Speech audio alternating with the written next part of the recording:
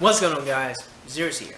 So I decided to make this video because I think it would be a rather important thing to go through, and think a lot more people should kind of chat about this kind of thing. So I'm gonna be the example I like to see and talk about challenges. Talk about meeting challenges and why we need challenges in order to grow stronger and become better in our lives. What really started me, I've always been thinking about this topic, and so I think this is a really good time to put it out there. We're just jumping off. We're finally, well, I imagine we're mostly cooled down after what happened with Nicole Arbor and the fat shaming thing, and I think it's important for the next outrage to be able to have this video to link people to might help them out and look at things through some type of perspective or different perspective. Right, so one thing that gets me, and I'll have to make an entire video justifying this, so just for now, let's just work with this as if it were a given, or take it with a grain of salt.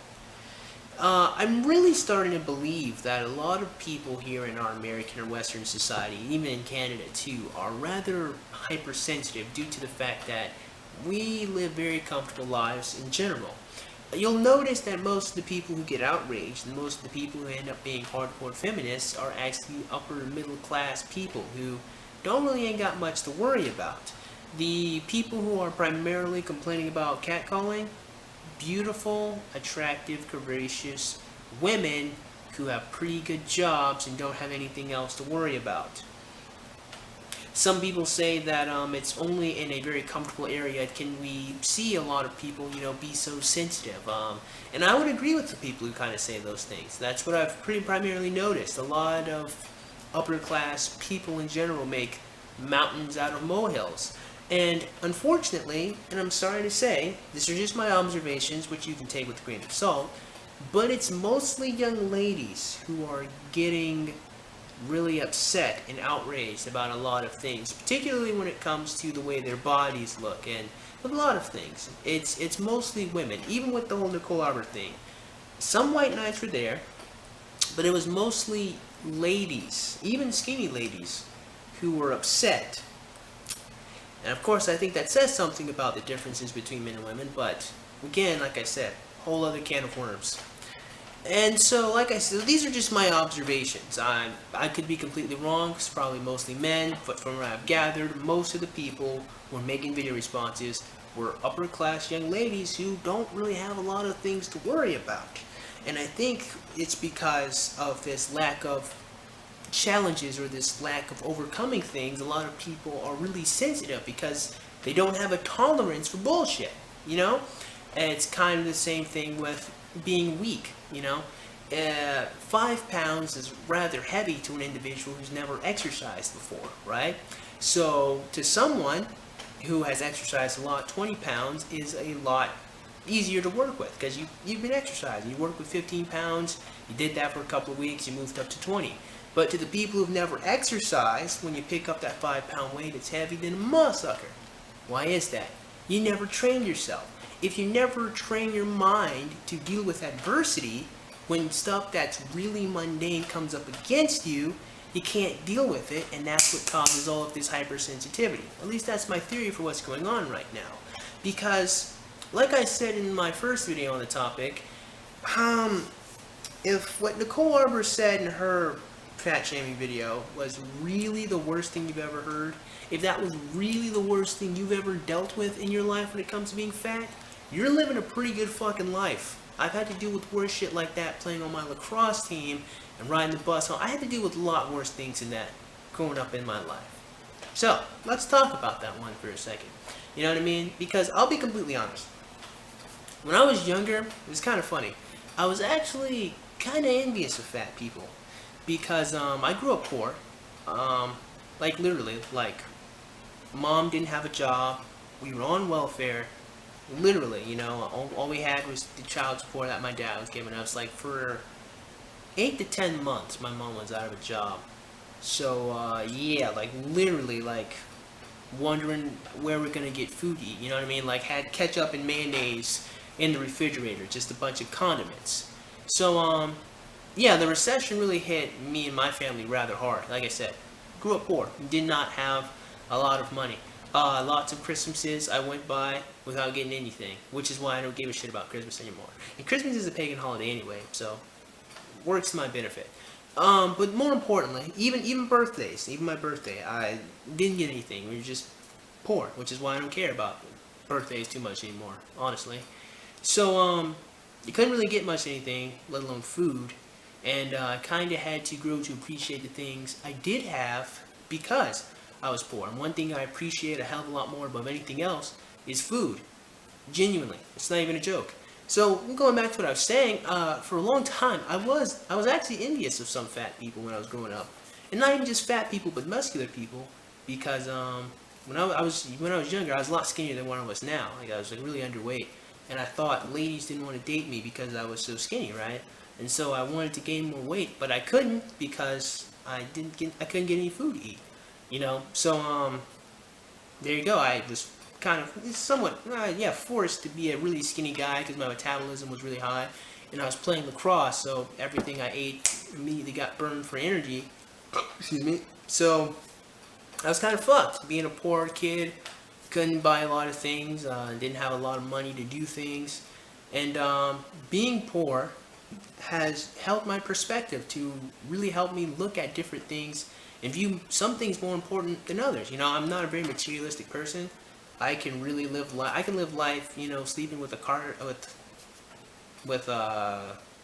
just not even a pillow. I don't even need a pillow. You know, I just give me a blanket. I can live on. I can sleep on the ground, and I'm not very materialistic. You know, I don't really want or need a lot of things. But a lot of the things that I do want are more like emotional things, like people who care about me, who love me, and I want to help more people. And a huge portion of that was because I didn't have materialistic things to be attached to, so I can only attach to people. So the bonds that I have with people are a lot more important than the things that I can get. And that's one thing about dealing with being poor. You know, I have a much more appreciation for food and nourishment now because there have been times where I'd be hungry, you know what I mean? So that's one example of what I mean by kind of adversity. You know, there were times in my life where my family, we were close to like legitimately being like homeless, like being evicted from our house. So you know, I had to go to school with that in mind, you know, that there can be at any point in time I can be out on the street, you know what I mean? Like what am I going to do? You know, I have to deal with that harsher reality of the world at a much younger age. And so it helped me put a lot of different things into perspective. And, you know, it helped me care more about a lot of people because I didn't have things to kind of mask that or to take care of that. You know what I mean? Another thing, you know, me growing up in my life, you know, I got bullied a lot. And I got a lot of people who used to treat me very badly. Some people treat me badly when I didn't even do anything to them, you know, and it really, you know, it hurt a lot, especially when the people I cared about a lot did it to me, you know. But the saving grace about dealing with people who treated me badly was now that I do this YouTube and internet thing, whenever people say shitty things to me now, it doesn't really matter all that much. Why? Because I dealt with it in reality. And now I can either delete the comment, which I never do, or I can just click away the website. You know, I remember one time the other day, it was really funny. I was on Reddit because one video I just uploaded was really popular for no reason. So I was like, how did it get so popular so fast? So I searched it on Google, found out someone put it on Reddit, and there's a lot of people who are saying really mean things about me. And I was like, well, shit. And I was like, well, fuck. I was like, well, shit, guys, god damn. You know, and then, so you know what I did? I left the website, you know? Problem solved. See, but when I was in high school, you know, I couldn't just leave. I couldn't just vacate the premises because I was on the bus. I had to take the bus home because I played lacrosse or whenever I stayed after school, and there were a bunch of kids on there who were really mean to me and made fun of me all the time. Well, I couldn't just leave. I had to deal with it. I had to sit there and take that shit. Again, I had friends of mine who I played lacrosse with who used to make fun of me, and I couldn't just quit, you know, in the middle of practice. Well, I mean, I could, but I didn't want to. And I'll talk more about lacrosse in just a second. But I'm saying that I had to deal with people saying mean things to me in my face. So now when I deal with it on the internet, it doesn't matter. It doesn't mean anything to me because I've already dealt with it. There ain't much anyone can say to me now that I haven't heard before. And in all honesty, if they can, I give them points for creativity. I honestly compliment people whenever they give me an insult I haven't heard before. So yeah, so my skin is a lot tougher now because I had to deal with assholes on my lacrosse team who made me feel bad, and I had to deal with other people, and I even had to deal with ladies who treated me badly too. You know, it took me a long time trying to date women, trying to learn more about women and talk to women, and because I got rejected so much, it's a lot easier for me to go talk to ladies nowadays because, I mean, rejection ain't shit to me too much anymore. You know, I mean, I won't lie, there's a couple of times now when I've been rejected, which kind of hurts my feelings a little bit. There's this one girl in college, I mean, she was perfect, she was tall, she was smart, she was beautiful, she was tall, she had like short red hair, she's fucking beautiful. She rejected me, and I won't lie, that kind of hurt, because I cared about her a little more than I cared about other girls. But there's some girls who reject me, since I didn't care about them, it didn't matter. But again, because I dealt with these things, because I had to be rejected, I had to stop and think about what happened, you know, when it happens to me now, it doesn't bother me all that much. You know, and that's one of the important things about dealing with challenges and adversity. You know, the more you deal with things and the more you think about it and come up with solutions or come up with reasons and answers and figure things out, the less it bothers you when you deal with it somewhere else in life, you know? So, for example, you know, what I'm saying here about meeting challenges, I think the only way you really can grow or to get stronger is you have to meet challenges. You know, your muscles, just like that. You know, your bone structure is just like that. You know, I don't know if you've ever heard of Wolff's Law. You know, Wolff's Law is that your bones are made out of these little beams called tuberculi. And whenever you hit your bones or it gets stressed, you can break those tuberculi, right? So what your body does is it takes calcium and then it reforms those beams and it makes it stronger. And this is how Shaolin monks were able to break through cinder blocks, because they would practice beating their bones and breaking them. And, you know, I don't know if they drank milk, but they would eat food with lots of calcium, repair the bones in there, till eventually got to a point where they could break blocks with it. Why?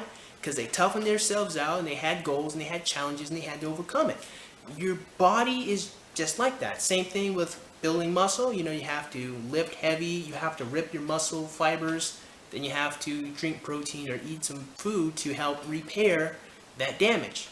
Well, your mind is very similar but very different in that while your body automatically repairs itself without you putting in effort, aside from drinking protein drinks and all that, your mind has to be repaired with mental effort. You actually have to come to terms with things in order for it to help you. Now, of course, you know, there's lots of people who deal with like anxiety and social anxiety and all these different mental illnesses where it won't help everyone 100%. However, therapy does actually end up helping a lot of people for just that reason. It's people coming to terms with things that have happened in their lives, you know?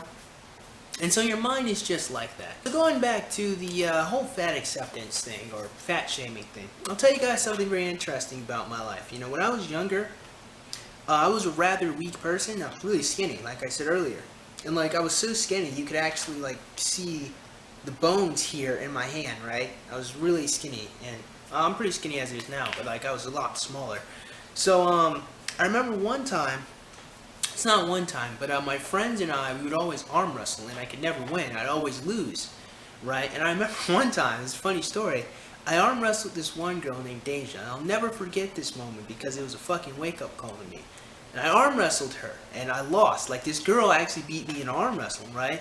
And like I said, it was a wake-up call to me. So then I decided to start exercising, you know, and then after I started exercising, I remember I arm wrestled with my friend Brandon, you know, and Brandon was a really skinny guy, but he was really strong. He was a lot stronger than me, you know, and so I actually at one point wanted to become just as strong as Brandon. I actually ended up looking up to Brandon a lot. Brandon was such an influence on me. I actually made him a character in this recent book that I was writing, a very important character, because that's how much he meant to me.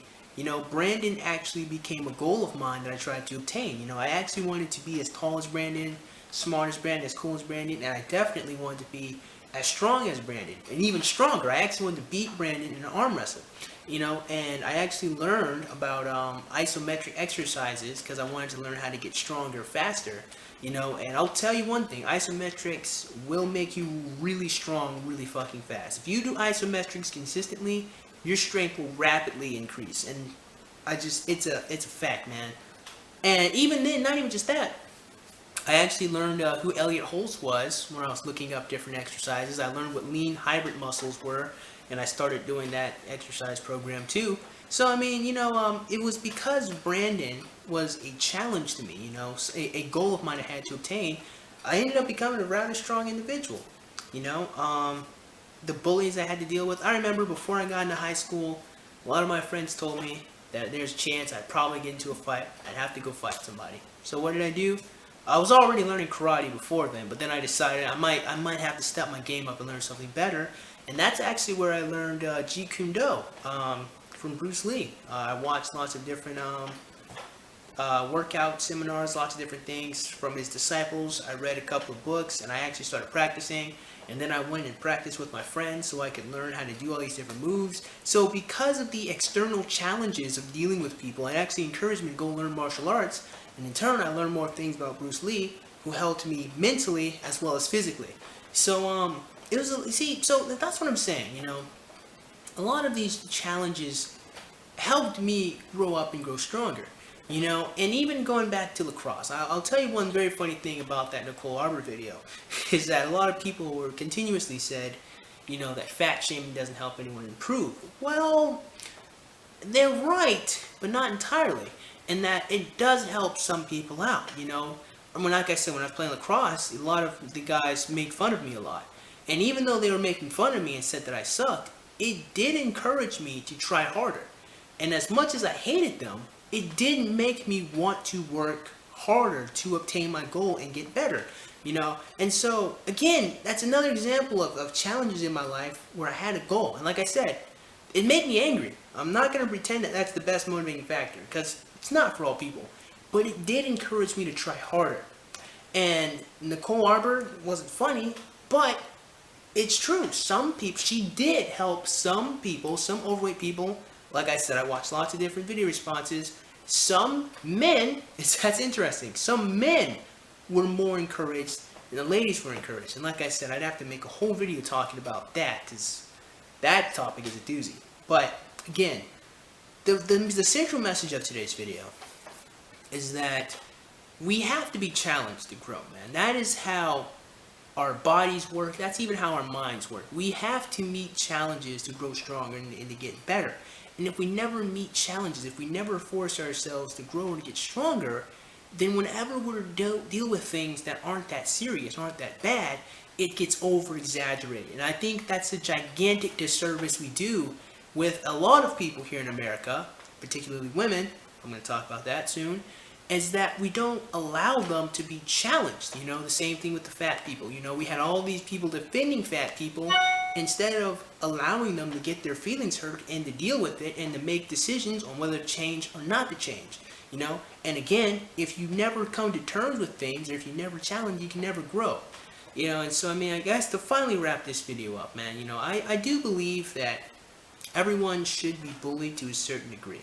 And I don't mean so much so to where they can't take it. I'm not saying that. What I'm saying is they should be bullied so they can learn two things. They can learn, one, how to deal with people who say mean things to them. So they can learn how to stand up, and they can learn how to not let that hurt their feelings because they have a strong identity and they're grounded in themselves. And the second thing is, of course, so they can learn empathy, so they learn to not be the bullies that they can't stand. And the ironic thing about that Nicole Arbor thing is a lot of hypocrites were making fun of Nicole Arbor because she made fun of fat people, which is bullshit. So, with that being said, man, I certainly hope I've given us all something to think about, man, and something to carry with us for the rest of the day while I get ready to make the next video and really talk about this issue I've seen with a lot of ladies in particular. Again, this is me, take that with a grain of salt, but I'm mostly seeing a lot more hypersensitive ladies than I'm seeing hypersensitive men, and I'm going to talk about that. So with that being said, man, I certainly hope you guys enjoyed today's video, and if you did, man, go ahead and click that like button. Go ahead and click that subscribe button, comment box below, and as always, have a great day. I will see you cool cats soon. Adios.